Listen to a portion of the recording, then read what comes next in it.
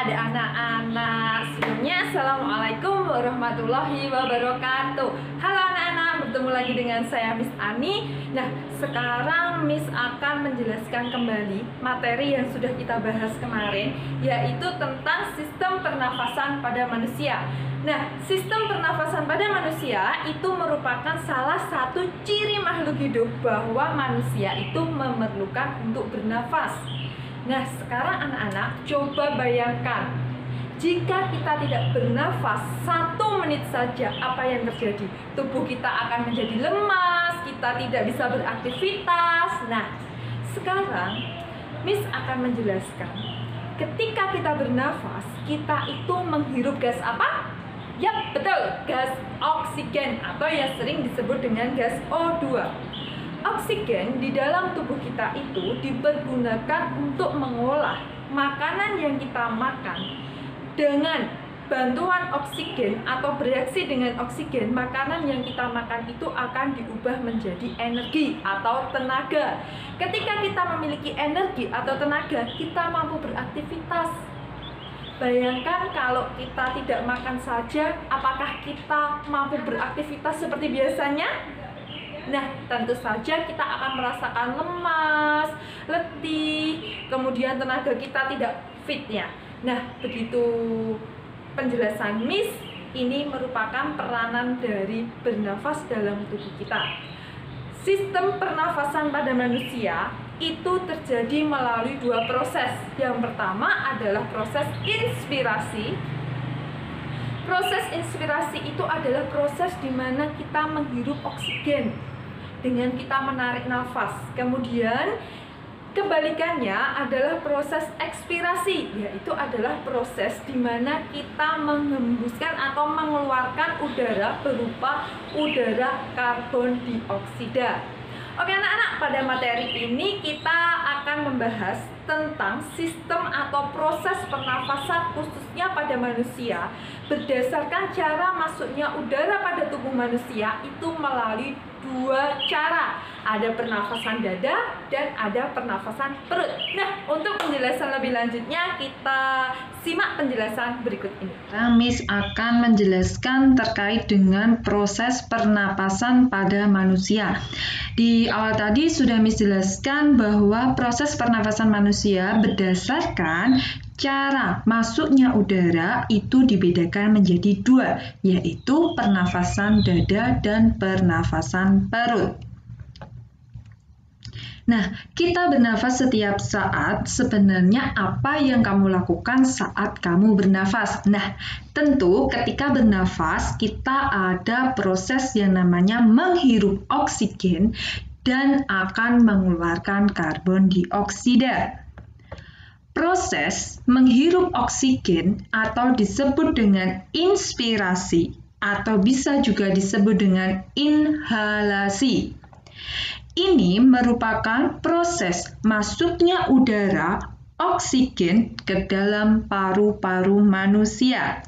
Selanjutnya, yang kedua adalah proses mengeluarkan karbon dioksida dari dalam paru-paru atau menghembuskan udara disebut dengan ekspirasi atau disebut juga dengan ekshalasi. Sudah paham anak-anak membedakan antara inspirasi dan ekspirasi? Selanjutnya, kita simak bersama-sama ya proses pernafasan dada dan proses pernafasan perut.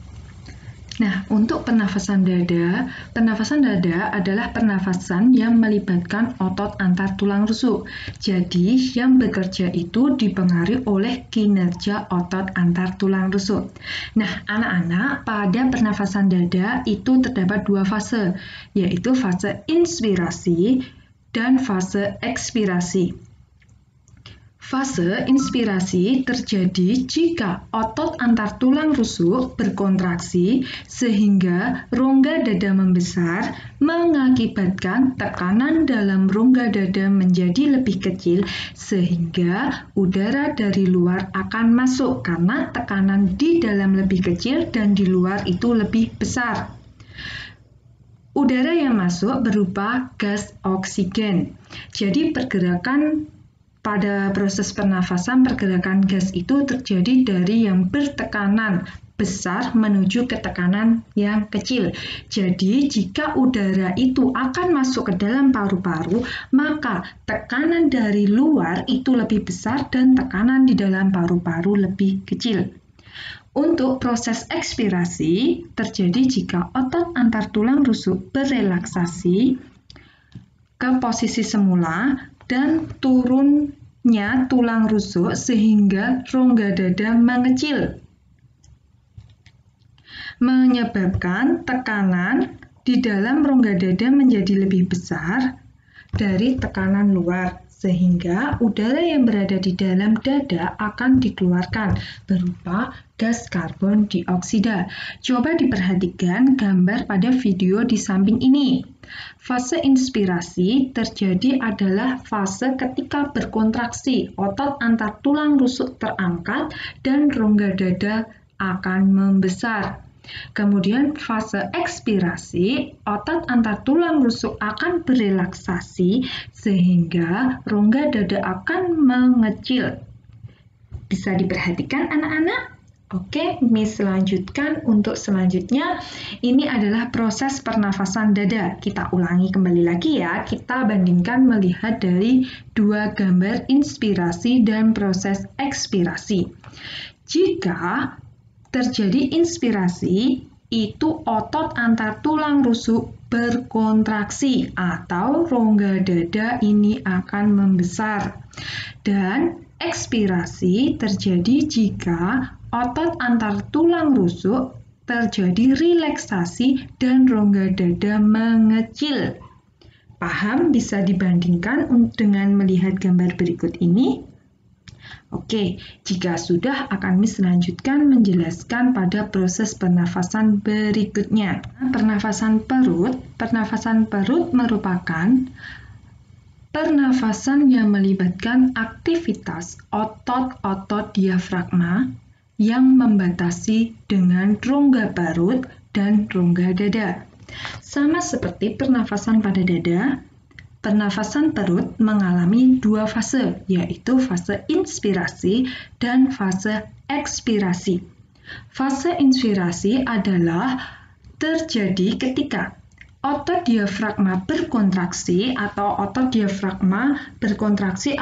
diafragma akan terangkat sehingga diafragma akan mendatar mengakibatkan rongga dada membesar. Tekanan menjadi kecil, tekanan di dalam paru-paru kecil sehingga udara akan masuk, yaitu adalah udara oksigen.